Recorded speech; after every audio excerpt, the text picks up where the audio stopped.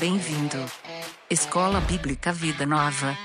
Para aprender e servir melhor a Deus, a família, a igreja e a sociedade. Hi, happy weekend, estudante! Mais um dia de aula e hoje é um daqueles dias que você lê a Bíblia achando que Deus está falando com os outros, mas Ele estava falando com você.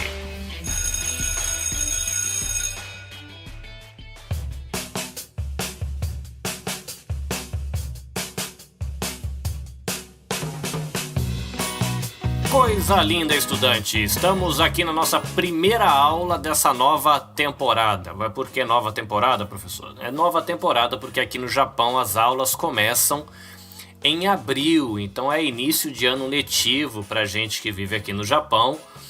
Começamos então uma nova temporada e alguns avisos da secretaria para você. Primeiro, lembretes, vamos colocar assim. A gente está no Spotify, a gente está nos agregadores de podcast, lembrando que você encontra no momento apenas 3 episódios nesse recurso, tá? E você encontra a biblioteca completa no YouTube. Só digitar lá Escola Bíblica Vida Nova e você vai encontrar as playlists. A partir deste mês, a gente vai começar a fazer um cofrinho aqui no Escola Bíblica Vida Nova. Um cofrinho para quê? A gente consegue colocar tudo, disponibilizar todas as aulas no Spotify, iTunes, Google Podcast, se a gente juntar 15 mil ienes, que a gente consegue colocar tudo em um ano num servidor que a gente usa o SoundCloud. Então, se você quiser participar, basta ir juntando as suas moedinhas e colaborando com o nosso cofrinho do Escola Bíblica Vida Nova, e assim que a gente conseguir juntar 15 mil ienes, a gente posta tudo, que aí fica bem mais fácil para você procurar no Spotify ou para você procurar aí nos seus agregadores de podcast, vai ficar bem mais confortável. Um outro aviso é sobre as postagens. Estamos num período de adaptação, porque eu estou pensando em voltar aos estudos teológicos no segundo semestre, então as postagens que costumavam acontecer entre quinta e sexta-feira, provavelmente elas devem ficar para as manhãs de domingo, tá? Então eu vou fazer alguns testes aqui nas próximas semanas, mas durante as manhãs de domingo eu devo estar fazendo as postagens das aulas ou dos episódios, né? E como é que vai ficar a questão do cronograma? Primeiro domingo do mês a gente tem aula, segundo domingo do mês é domingo de casa aberta, terceiro domingo do mês a gente tem aula, quarto domingo do mês será dia de vida em comunidade, onde eu compartilho ali um pouco do que a gente tem vivido na nossa igreja local. E eventualmente, se a gente tiver um quinto domingo, vai ter mais uma postagem do Vida em Comunidade.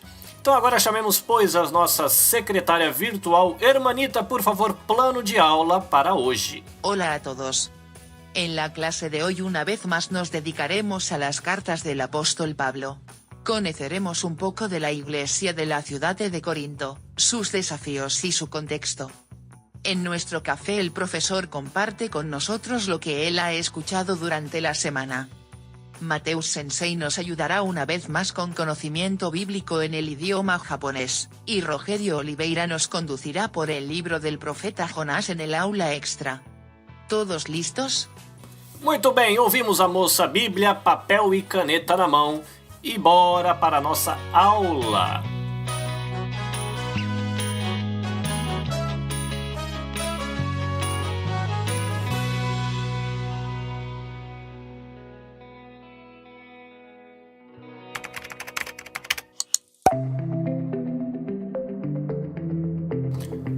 Muito bem, Paulo ele funda a igreja de Corinto na sua terceira viagem missionária, por volta aí do ano 50, 52. Aí, da cidade de Éfeso, alguns anos depois, ele vai escrever a primeira carta aos Coríntios, mais ou menos no ano 55, e ele vai escrever a segunda carta aos Coríntios no ano 56. Tá? Ele funda a igreja, vamos colocar aí mais ou menos no ano 52.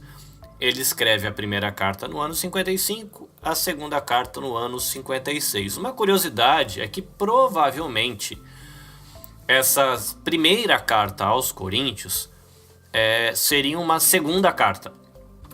Isso porque, olhando a primeira carta aos Coríntios, a gente vê uma referência a uma carta que foi perdida. Deus, na sua providência, ele não quis que a gente tivesse essa carta na nossa Bíblia. Então, a gente teria aí uma carta que foi perdida. É uma curiosidade que é interessante para a gente que é estudante. A igreja de Corinto é uma igreja mista. Então, pessoas de diferentes classes sociais, pessoas de diferentes origens religiosas, pessoas de diferentes regiões. A gente vai ver um pouquinho mais disso daqui a pouco. Mas isso vai criar todo um contexto que vai ficar mais fácil para a gente entender o porquê dos conflitos que a igreja viveu. E quando eu brinquei no começo, né, aquele momento onde você lê a Bíblia e acha que Deus está falando com os outros e percebe que Deus está falando com você, foi essa a sensação que eu tive, porque eu sempre tive uma imagem de Corinto ser aquela igreja ruim da Bíblia. É uma igreja cheia de problema, o povo só dá confusão, é imoralidade, é uma bagunça aquela igreja. E aí quando eu fui olhar o contexto onde ela estava inserido, a origem das pessoas, eu tive aquela sensação assim, caramba, como essa igreja é tão nós, igreja contemporânea nossa aqui hoje, né? E eu tive aquela profunda sensação de que realmente Deus não estava falando com os outros, mas Deus ali, através da carta aos Coríntios, estava falando com a gente também. Usando as classificações da aula passada, Coríntios estaria dentro das epístolas maiores, dentro da categoria aí cartas soteriológicas, que seriam cartas que reforçam a aplicação da salvação no cotidiano da igreja. Você vai ver, lendo a carta aos Coríntios, que existe um trabalho muito grande do apóstolo Paulo em relação à unidade, né? Você vai perceber também que entre essas duas cartas, nas duas cartas, você vai ter uma tensão entre a igreja e o seu pastor, que é Paulo. Você vai ter tensões na parte de relacionamento aí entre membros da própria igreja. E olhar a cidade de Corinto vai ajudar a gente a entender, em parte, o porquê dessas tensões relacionais que existem dentro da igreja. Uma outra coisa que Paulo vai trabalhar bastante é o assunto da pureza. E mais uma vez, olhando a cidade de Corinto, a gente vai conseguir entender. Então vamos lá olhar a cidade de Corinto. A cidade de Corinto, ela existe ainda hoje. Então, se você digitar aí num buscador, Corinto vai cair numa cidade que está na Grécia, numa região chamada Peloponeso. O que é interessante de você reparar nesse mapa que você vai procurar aí na internet é onde fica Corinto. Porque você vai perceber que parece que Corinto fica numa região que parece uma ponte, né? Você tem algo que seria uma ilha grande, e depois vai ter um estreitinho de terra que vai ligar com o resto da Grécia. E Corinto fica bem nesse ponto, no meio ali dessa ponte. E é interessante porque ela vai ligar toda essa região que está algo que parece uma ilha grande ao resto do país. Então acaba sendo um caminho onde passa muita gente. E você vai ver que ela aproxima duas regiões marítimas. Então ela fica num lugar que ela tenha mais ou menos 3,5 km por um lado. Um porto, que na época de Paulo era um porto muito importante, depois mais ou menos a 11 quilômetros do outro lado, um outro porto. Então você imaginar que um navio chegasse pelo lado direito de Corinto e fosse tentar dar toda a volta nessa parte que seria como uma ilha para chegar do outro lado de Corinto, seria muito complicado. E parece que era uma região que tinha muito temporal, era muito complicado. Então o que o pessoal fazia? Parava ali perto de Corinto num porto, descarregava, atravessava Corinto e levava no outro. E você imagina então como é que fica. Você tem um estreito de terra, que ele é um caminho de uma região para outra, e além disso, cruzando isso, você ainda tem essa galera levando coisa de um porto para o outro. Então você imagina que é uma cidade que ela vai ter uma proeminência ali política, a questão comercial vai ficar muito boa. Então a Corinto antiga, ela tinha como língua oficial o latim, mas a galera falava no geral o grego. Morava ali em Corinto militares, civis, oficiais romanos, colonos veteranos do exército romano, libertos, que são ex-escravos, Você tinha comerciantes, artesãos, artistas, filósofos, mestres, trabalhadores de muitos países da região do Mediterrâneo. Você tinha judeu, você tinha grego nativo, você tinha alguns exilados, você tinha também escravo. Então já deu para perceber a saladona que era a cidade de Corinto, né? Fica muito parecido com as grandes metrópoles que a gente tem hoje. Você vai ter também na cidade de Corinto uma questão religiosa muito interessante. Por exemplo, eles adoravam Afrodite. Afrodite é uma deusa que está ligado aí à sexualidade.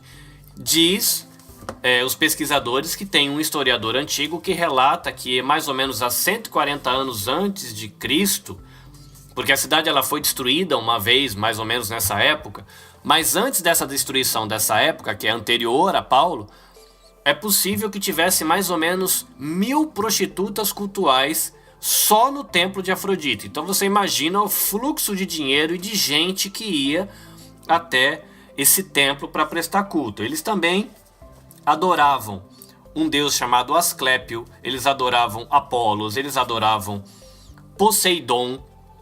Você tinha ainda templos para divindades gregas como Atena, Hera, Hermes.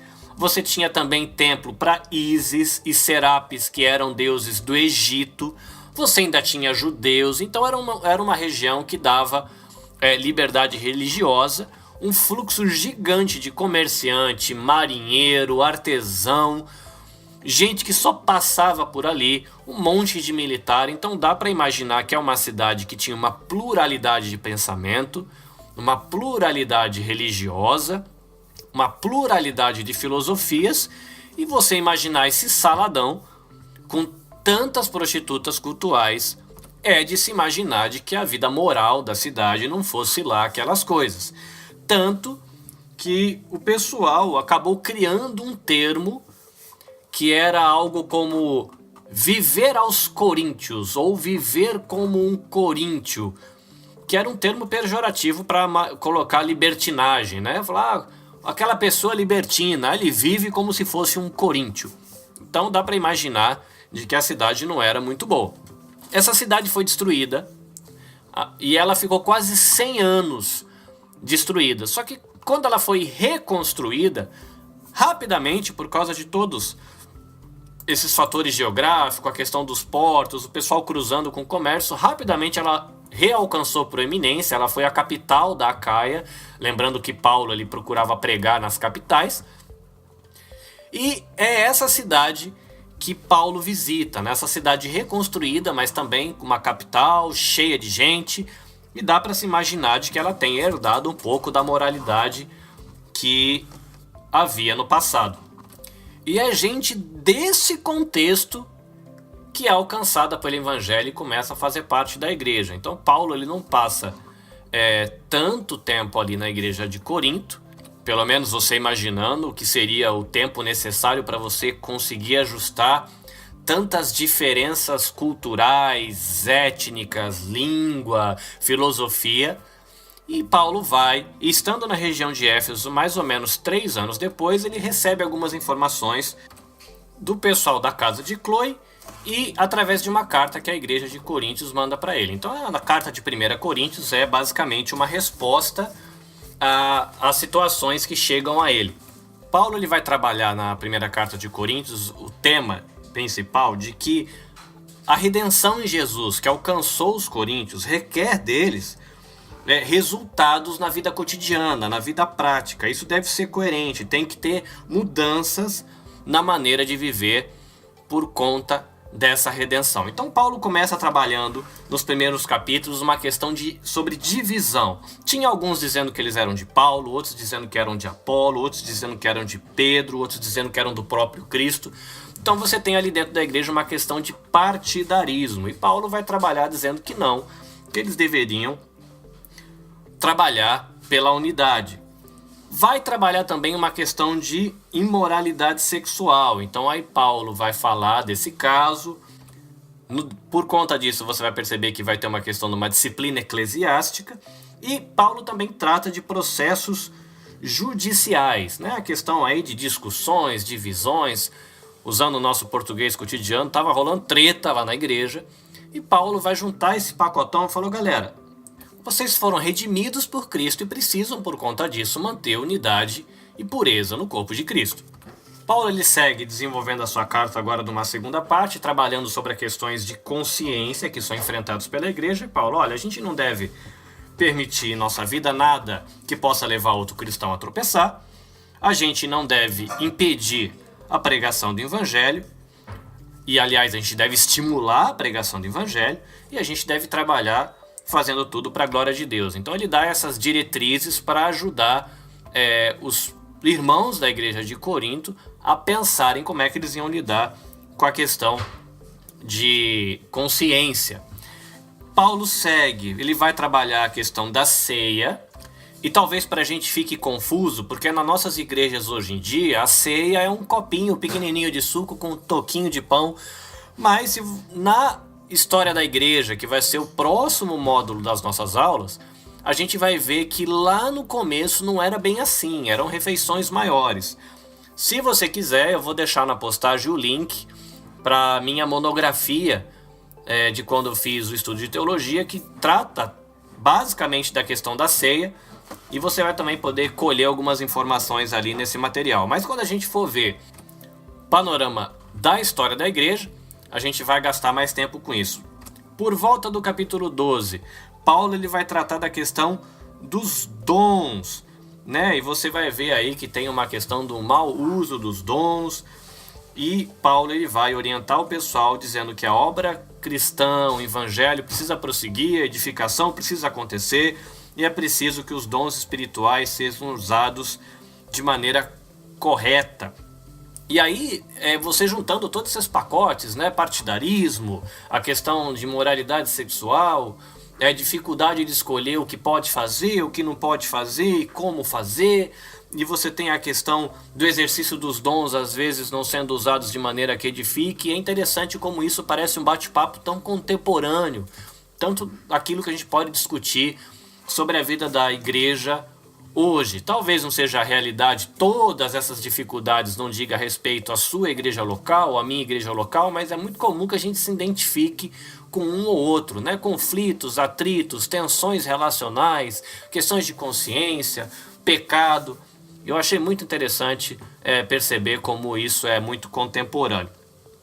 Você vai ter no capítulo 15, um capítulo que é bem doutrinário, e que ele vai trabalhar da doutrina da ressurreição do corpo, e você pode aí juntar depois com outros textos da Bíblia para poder construir essa questão da doutrina. E a gente vai ter oportunidade também, em próximos módulos mais para frente, voltar a falar sobre isso. A carta termina falando da questão da oferta, que tinha o propósito de ajudar a igreja de Jerusalém, e ele dá a orientação de que essas ofertas deveriam ser regulares, que ela devia ser uma oferta de boa vontade e proporcional às posses de cada um.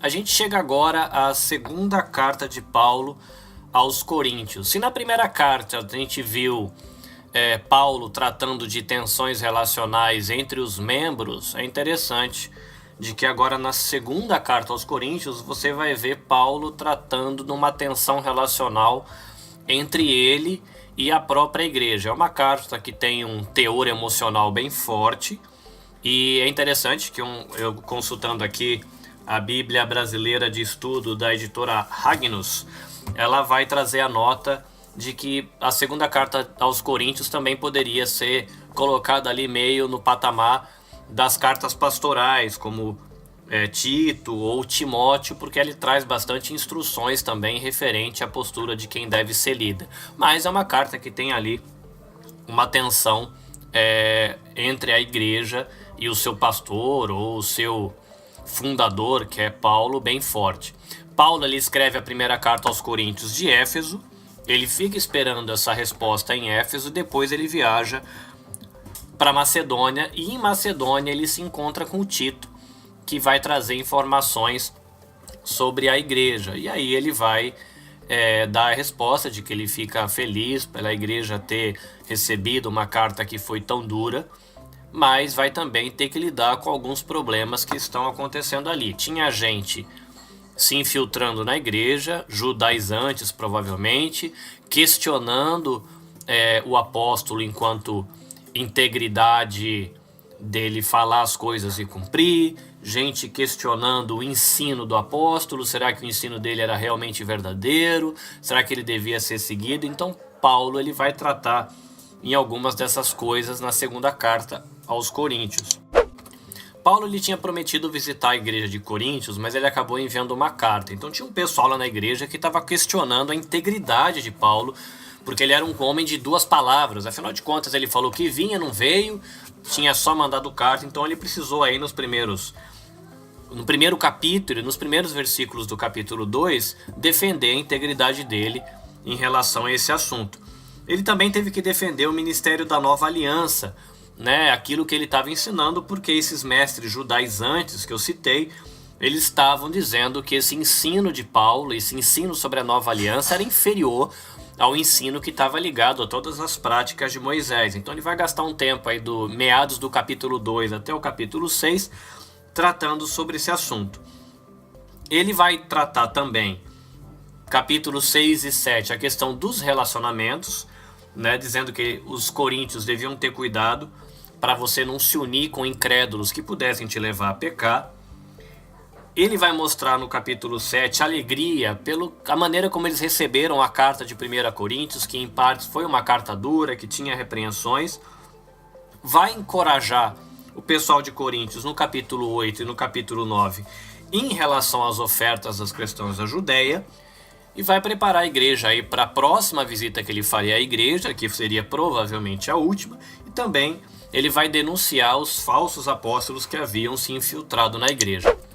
Bom, para terminar, um resumo, a gente pode entender de que, segundo Coríntios, ensina a igreja a batalhar para viver uma vida íntegra e também para desenvolver uma doutrina sadia, e vai ensinar de que um cristão equilibrado é aquele que vive em obediência a Deus, extraindo aí força da sua fraqueza e também preservando a pureza do evangelho. A carta de Coríntios também vai ajudar a gente aí a refletir sobre o caráter e as obras de Deus. Paulo vai trabalhar bastante aí um contraste entre a velha aliança e a nova aliança, vai falar sobre a condição futura, o ministério de reconciliação e também aí princípios sobre questão de mordomia cristã em relação ao dinheiro. É uma carta muito legal e eu acho que tem uma aplicação prática bem interessante para a gente hoje. Então, se você tiver a oportunidade, ouve o podcast, gasta um tempo ou lendo 1 e 2 Coríntios ou ouvindo aí numa Bíblia em áudio, que vai ser bem edificante para você. Tudo bem? Aula completada, que tal a gente tomar um cafezinho? Cough break. Cough break.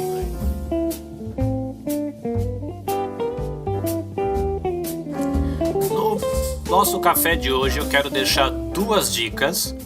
Uma primeira dica é sobre um podcast. Tem um podcast chamado Glocal, você vai encontrar ele nos agregadores de podcast, ele também tem na SoundCloud, tem no YouTube. E eles tratam de temas bem legais. E tem uma série chamada Podcast Glocal Delas. Esse podcast ele é produzido, essa série é produzida por mulheres. E tem um episódio que eles lançaram no mês de março, chamada Ansiosa Eu. E se você colocar aí no Google ou no buscador que você quiser colocar, coloca podcast Glocal Ansiedade. Você vai puxar o episódio. Tem a ver com o universo feminino, muitas das coisas. Então, se você é mulher, vai ser bem legal você ouvir. Talvez você se identifique com algumas coisas que elas colocam ali no podcast. E se você não é mulher, como eu, ainda assim tem muita coisa que é aplicável à questão humana, lidar com ansiedade, como lidar, reflexões, o que a Bíblia traz sobre ansiedade. E as meninas discutem ali no podcast e é muito interessante, pode ser muito edificante. A outra dica tem a ver com um livro, no meu caso um audiolivro que eu estou usando por aquele aplicativo, o The Pilgrim. É da editora Ultimato, o livro chama Como Lidar com a Dúvida. O autor é Alistair McGrath ou alguma coisa assim. Mas ele fala sobre a dúvida. A gente tem dúvidas sobre a existência de Deus, a gente tem dúvidas sobre a religião, a gente tem dúvidas sobre a Bíblia e como é que a gente lida com isso. Será que é uma grande bobagem? Porque o pessoal fala tanto de ciência, né? Não, a ciência desmerece quem crê na Bíblia, quem crê na Bíblia é tudo doido, quem crê em Deus, quem crê em Cristo, ressurreição, essas coisas são grandes bobagens. E o autor desse livro, Como Lidar com a Dúvida, da Auditora Ultimato, ele vai desenvolver esse tema, mostrando que não é bem assim, que existem coisas que podem ser dificuldades para a gente lidar como cristão a respeito da nossa fé, que são igualmente coisas difíceis para um ateu ter que lidar, para um agnóstico ter que lidar, ou para uma pessoa de uma outra religião ter que lidar.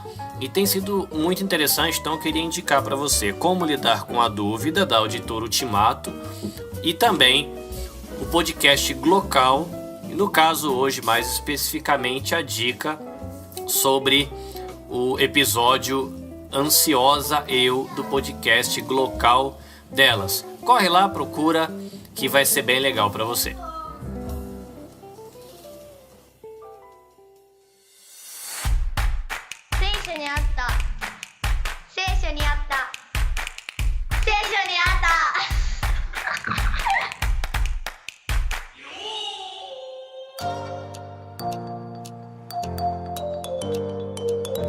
Fala, Sensei! Aí, domo, minasan. E aí, como está você depois das suas férias de escola? Tô bem. Você agora é um estudante de segundo ano de segundo grau. Como é que fala isso em japonês? Koukosei 2年生. Koukosei ninensei, estudante do segundo ano do segundo grau. Sensei, a gente tinha estudado nas últimas aulas de que a Bíblia ela tem duas divisões. O Velho Testamento 旧約聖書 e o Novo Testamento. 新約聖書 Mas, dentro do Novo Testamento e dentro do Velho Testamento, a gente ainda tem algumas outras divisões. Por exemplo, os evangelhos. Como é que a gente fala evangelho em japonês? 福音書 Fukuinsho. Muito bem. A gente tem na Bíblia, então, 4 evangelhos, que é o Evangelho de Mateus, o Evangelho de Marcos, Lucas e João. Ok? Ok. Então a gente vai um por um, para você ajudar a gente. Como é que eu falo o Evangelho de Mateus? マタイの福音書 Matai no Fukuinsho. O Evangelho de Marcos. マルコの福音書 Maruko no Fukuinsho. Evangelho de Lucas. ルカの福音書 Luka no Fukuinsho. E Evangelho de João. ヨハネの福音書 Esse é um pouquinho diferente, né? Yohane no Fukuinsho. Para a gente revisar, então. Evangelhos é? 福音書 Evangelho de Mateus. マタイの福音書 Evangelho de Marcos. マルコの福音書 Evangelho de Lucas. ルカの福音書 Evangelho de João. ヨハネの福音書 Muito bem, e esse foi o Seishon Yata de hoje. Até a próxima aula. それじゃあまた会いましょう Ai, bye bye. バイバイ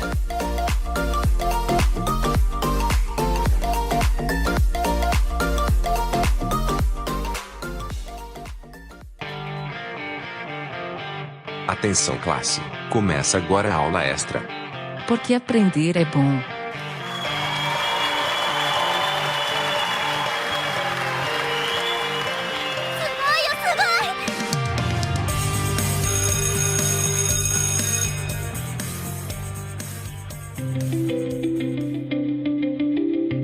Olá, estudantes da Escola Bíblica Vida Nova, aqui é Rogério Oliveira e na nossa aula extra de hoje vamos aprender um pouquinho sobre a vida do profeta Jonas. Informações básicas sobre o livro. Ele é datado em 765 a.C., o autor é Jonas, o local é Nínive, na Síria, público-alvo os ninivitas, israelitas, a palavra-chave misericórdia e o versículo-chave é Jonas, capítulo 4, versículo 11, que eu vou ler com vocês na versão NVI. Contudo, Nínive tem mais de 120 mil pessoas que não sabem nem distinguir a mão direita da mão esquerda, além de muitos rebanhos. Não deveria eu ter pena dessa grande cidade? Características literárias. Ao contrário da maioria dos outros escritos proféticos do Antigo Testamento, esse livro é uma narrativa de uma única missão profética. Seu tratamento dessa missão é, portanto, semelhante ao dos relatos dos ministérios de Elias, de Eliseu, que se acham em 1º e 2 Reis, semelhante também a certas seções narrativas de Isaías, de Jeremias e de Ezequiel.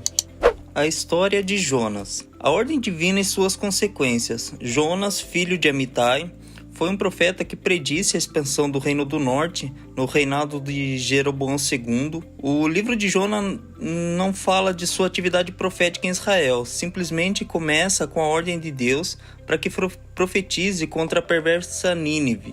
Em vez de ir para o leste rumo à Síria, Jonas embarcou num navio para Tarsis, em direção oposta, para longe da presença do Senhor, o mais longe que a mente da época conseguia imaginar. Deus provocou uma tempestade que ameaçava naufragar o navio. Os marinheiros pagãos reagiram orando a seus deuses. O capitão despertou Jonas do sono e exigiu que orasse a seu Deus. Os marinheiros lançaram sortes para determinar a culpa pelo mar irado, e elas indicaram Jonas. Ele confessou que estava tentando fugir de Deus e os instou a jogarem ao mar. Eles tentaram remar de volta à terra, por fim concordaram em jogar Jonas do convés. A tempestade cessou e eles sacrificaram a Deus e o louvaram. Preparou o Senhor um grande peixe para que tragasse a Jonas. Após 3 dias e 3 noites, durante os quais Jonas entoou um salmo de ação de graças a Deus por salvá-lo do afogamento, o peixe alcançou a terra e este vomitou Jonas na terra. A segunda ordem e suas consequências. Deus deu uma nova oportunidade a Jonas, voltando a convocá-lo para ir a Nínive. Dessa vez, Jonas foi. As únicas palavras registradas da sua mensagem profética são: ainda 40 dias e Nínive será subvertida. Surpreendentemente, os ninivitas creram em Deus, e o povo e o rei de Nínive decidiram se dedicar ao jejum e à oração e ao arrependimento para evitar a destruição. Deus perdoou devidamente. Jonas ficou transtornado e irado. Queixou-se a Deus, dizendo assim: por isso me adiantei fugindo para Tarsis, pois sabia que és Deus clemente e misericordioso, e tardio em irar-se, e grande em benignidade, e te arrependes do mal. Então Jonas ergueu um abrigo fora da cidade, sentando-se ali por 40 dias. Deus providenciou uma planta, provavelmente uma mamoneira, que cresceu depressa e protegeu Jonas do sol. No dia seguinte, porém, Deus enviou um verme para matar a planta e depois um vento quente do leste. Deus extraiu a moral, contrastando o interesse egoísta de Jonas pela planta e a compaixão divina por suas criaturas em Nínive. Mais de 120 mil pessoas que não sabem discernir entre a mão direita e a mão esquerda, e também muitos animais. O Senhor ensina a Jonas a respeito de sua preocupação pela salvação do povo de Nínive. Ao longo do livro, a misericórdia de Deus aparece como socorro a pessoas que não criam nele. Deus salvou os marinheiros da tempestade, que cessou assim que Jonas foi lançado ao mar. Em resposta ao clamor dos marinheiros, os ninivitas foram poupados da destruição ao se arrependerem, e o próprio Jonas, que mesmo fugindo do Senhor, foi salvo de morrer afogado no mar ao ser engolido por um grande peixe enviado por Deus, e ainda foi vomitado à terra. A misericórdia de Deus prova que Ele ama todas as nações e todos os tipos de pessoas. No Novo Testamento, Jesus cita Jonas, como vemos em Mateus, capítulo 12, versículo 39 ao 41. Ele respondeu: uma geração perversa e adúltera pede um sinal miraculoso, mas nenhum sinal lhe será dado, exceto o sinal do profeta Jonas. Pois assim como Jonas esteve 3 dias e 3 noites no ventre de um grande peixe, assim o Filho do Homem ficará 3 dias e 3 noites no coração da terra. Os homens de Nínive se levantarão no juízo com essa geração e a condenarão, pois eles se arrependeram com a pregação de Jonas. E agora está aqui o que é maior do que Jonas. O livro de Jonas nos deixa uma mensagem para nós refletirmos. A questão que Jonas deixa para nós é: até que ponto estamos dispostos a servir a Deus e levar o evangelho da salvação? Você estaria disposto a abandonar a sua zona de conforto e pregar para aquele tipo de gente que secretamente você despreza? Essa foi a aula extra sobre a vida do profeta Jonas. Tenham todos uma boa semana, que Deus os abençoe e até a próxima.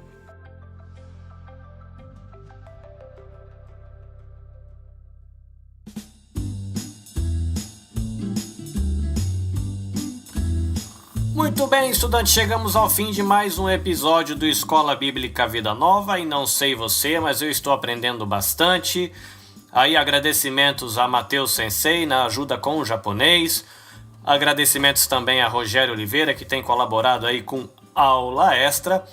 E se inspire, faça pesquisas, vai atrás lá da sua Bíblia de estudo, confere um comentário bíblico, de repente ouvir aí uma mensagem, uma reflexão sobre Coríntios ou sobre Jonas essa semana, para completar aí o seu período de edificação e capacitação para o seu serviço aí a Deus, a sua família, a sua igreja local e também a sociedade. Nos vemos na semana que vem com a segunda parte da entrevista com Márcio Miguel Davina. Então, se você ouviu a primeira parte, quer continuar a reflexão a respeito de adoração, vida em comunidade, aí de repente abençoar o batera aí da sua igreja, passa o link para ele, ajuda as pessoas chegarem até a entrevista no Escola Bíblica Vida Nova, que vai ser bem legal para todo mundo. Deus abençoe você, nos vemos, caris, shalom e até mais. Minasan sayonara, mata ne! Esforce-se sempre para receber a aprovação do Deus a quem você serve. Seja um bom trabalhador, que não tem de que se envergonhar e que ensina corretamente a palavra da verdade. Segunda carta de Paulo para Timóteo, capítulo 2, versículo 15.